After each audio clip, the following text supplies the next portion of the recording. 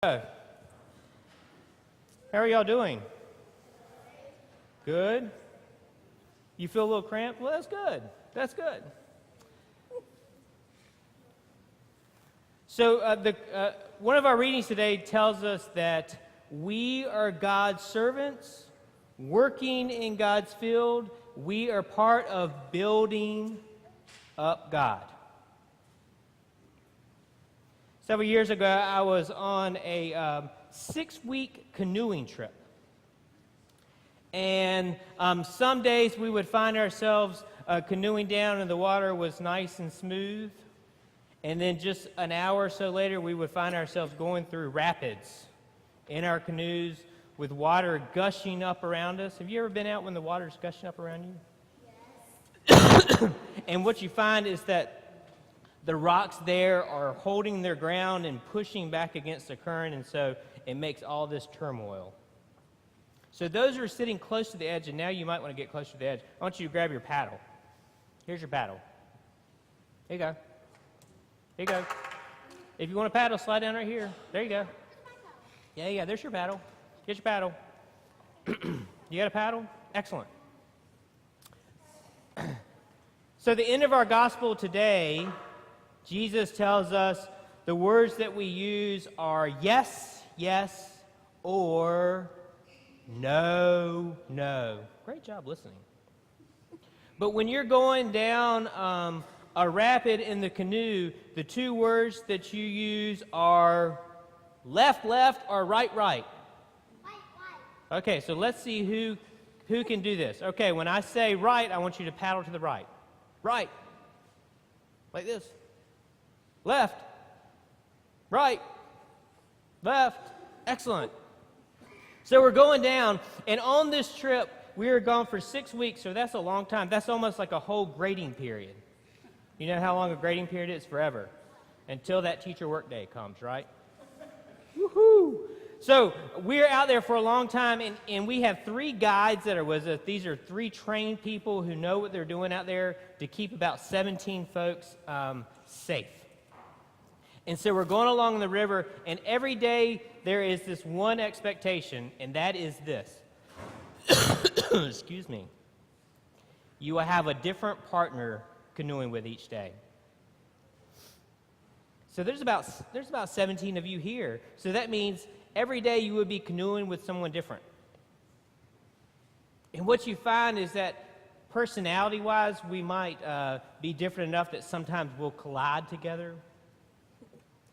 Our skill level might mean that we sometimes will bump into each other a little bit. But the number one reason that people crash is because they're not able to communicate to each other. They can't talk to each other. And when you're going down and they're yelling out, paddle to the left or paddle to the right, if you don't listen to each other, then eventually the canoe's going to do what? Crash to rocks or trees, right?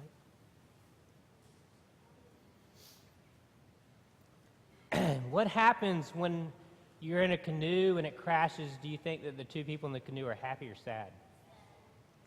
And angry. Angry. What else might they be? Hurt, frustrated, scared, wet, right? Cold. Absolutely.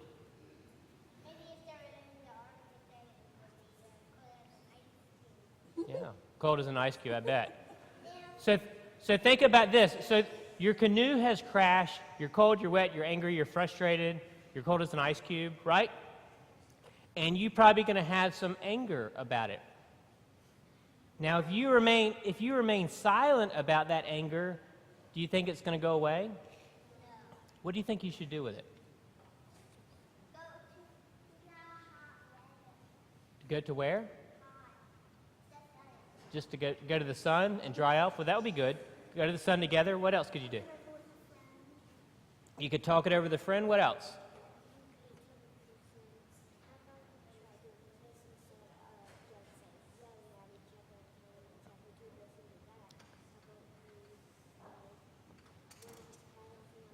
Right. So go talk to the person. But what do you think is the first thing that we want to tell the person? What do we want to say? We're sorry. It doesn't matter whose fault it is. It's just a matter of us coming. And what tells us this is this fancy word called reconciliation, which means going to each other to say that when we're sorry. Now, if you take a look behind us, what do you see as your eyes go towards that wall? What has candles on it and a green hanging? What is that called? A table? What else is it called? An altar? Anything else? It's called all those things. You're right. Anything else? It's oxen? Sometimes. What else? A table of candles. So, Jesus in the gospel today talks about that if you are mad with somebody, before you go to the altar, you need to go to the person that you're mad at and do what? You can give them a present, but really the only present they need is a what? To say you're sorry. So your canoe has crashed, and you come back to each other and you say you're sorry. Now, when I was on this trip, every night we would gather around the campfire and we would have a debriefing session, which means we would talk about our day. And what we would talk about, don't be distracted by the paddles. What we would talk about is this. What canoes crashed that day? And the main canoes that we would talk about that crashed were the canoes that still had two people who were not what? Who were not friends. So the folks who were not talking to each other would be forced into the conversation of where are you and how are you working through it? Because not only did we have to share a canoe with everybody in the group, we also had to share a tent. So there was a great chance that the person we canoed with and we crashed with that day, we might have to share a tent with them that night. Now, if you're angry during the day, and then you have to share a tent with that person at night, do you think you're still going to be angry if you haven't come to a place of saying you're sorry? Do you think you're going to sleep well? Yeah. Yeah, they might keep they might walk on you while you're asleep just to irritate you, right? Yeah. Right, or they might try to snore just to keep you up, right? Or sing the song that you hate the most, right? I've seen people do it. Yeah, it might wake people up. So, the purpose of coming back together is to say we want to make sure that we are being a community that says we're sorry. Before we go to sleep, before we come to the altar, as Jesus says, go and be reconciled with your brother or your sister who you're angry with. Because what we found on this trip is this. You're out there, you don't have much, but one luxury we all learn quickly that we have to give up is this. One luxury, and that is the luxury of anger. And this is the very luxury that Jesus talks about today in the gospel.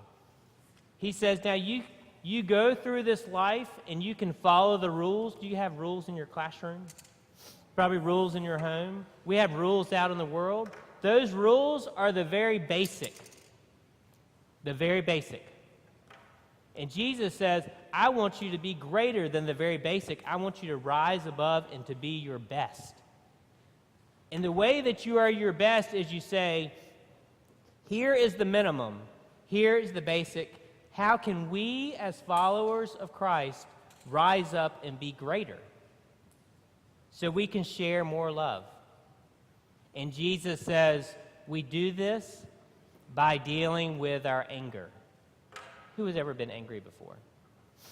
It's a natural thing. Who's ever held on to anger maybe too long?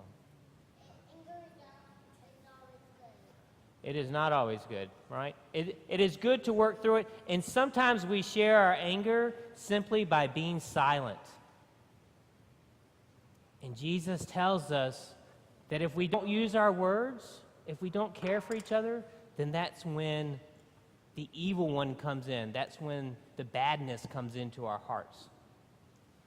And that's not where we want to live. It doesn't help us sleep. It doesn't help us wake up and to face the next day. Now here's the end of my story. We finished our 6 weeks on the river. We got a chance to canoe with everybody. And now we were getting ready to go on a section of hiking. Has anyone ever gone hiking? Yeah. Anyone out here ever gone hiking before? So we're on this and we're going to be hiking for 2 weeks. Now when we go hiking, we're going to take the group and we're going to put them into 4 different groups. And we will have no guides. We'll have a compass. And most of all, we'll have the trust of each other. Well, our guides had noticed that there was one person in our group that had not been working on learning any of the camping skills or any of the skills of navigating or any of the skills of cooking. And what happened is that every day somebody was doing those parts for this person, tying the knots for this person, helping to cook their portion of the meal for them, helping them to unpack their bag and pack their bag. But the guides were watching, and they shared with us before we went on the hiking piece that this one person wasn't going to be safe for us to go with. And you know what they did? What do y'all think they did? They sent him back. They sent him back when the canoes went off in the truck. And that night at the debriefing session, they told all of us that he had to go home because he wasn't going to keep us safe when we went on this hiking part. And how do you think the group reacted? Bad. They were very angry. People were yelling. People were crying. People were screaming. There was a great sadness because as a whole group, we had tried to help bring him along, and our hope was that he would eventually take it on himself to rise above and to learn all these things, but he didn't. We went to bed. We woke up the next morning and we started hiking. And it was when we were hiking, taking one step at a time, that we began to work through our anger. And we began to understand the dangers that were out there of living with someone who was just doing the minimum when we wanted to go above and beyond. We still loved him and cared for him, but we understood the danger of allowing him to continue with our group for our own safety because we were not connected in the way of being a team. Has anyone ever been on a team before? So being on a team is a part of understanding that we never stand alone. We're always connected to each other. We're connected to our friends, to our family, to our classmates, to our friends at church. Who feels like they're really connected to a group of people? And to another group of people, right? And to lots of groups of people. It's part of why we come to worship together. We come to worship together to feel that connectedness. But we also come to worship together so that we can be aware of people we need to say we're sorry to. Even if it's just saying we're sorry in our hearts before we come to the altar to receive communion. It's why we have the confession before we have the Eucharist every Sunday. God, help me forget for those who I'm angry with. Help those who are angry with me to forgive me, so we can be reconciled and come and receive your nourishment. Now, I want you to think about this.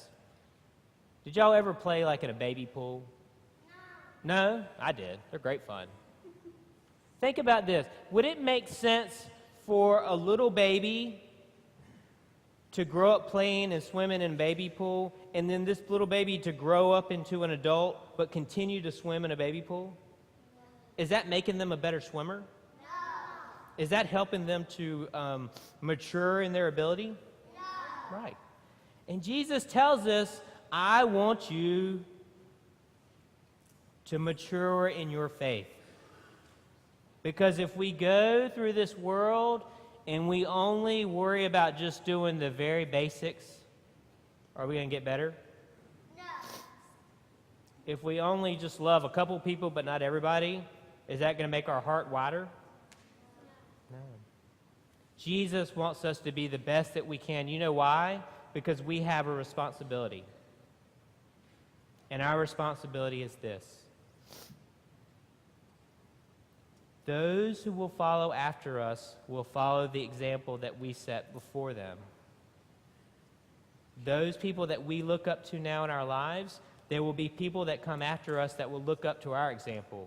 And do they want us down here at the very bottom, the very basic? Or do they want to see us up here like rock stars? Yeah, absolutely.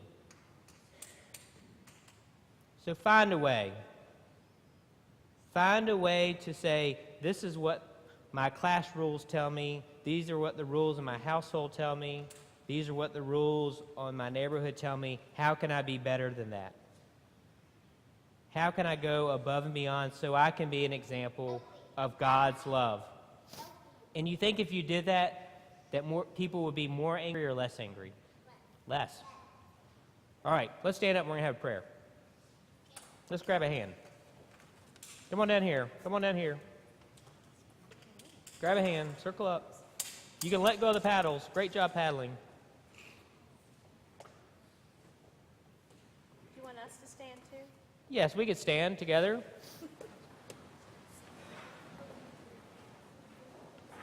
All right. Let us pray. Gracious Lord, we thank you for giving us the strength to work through our anger. We thank you for giving us an example of how we can be the best that we can be for you. Guide us in the love you have given all of us. And now, as you have always shown us, we will say together the Children's Chapel Creed. I believe in God above. I believe in Jesus' love. I believe his Spirit, too, comes to teach me what to do. I believe that I should be kind and loving, Lord, like you. Amen. Great job. Let's give them a hand for their attention.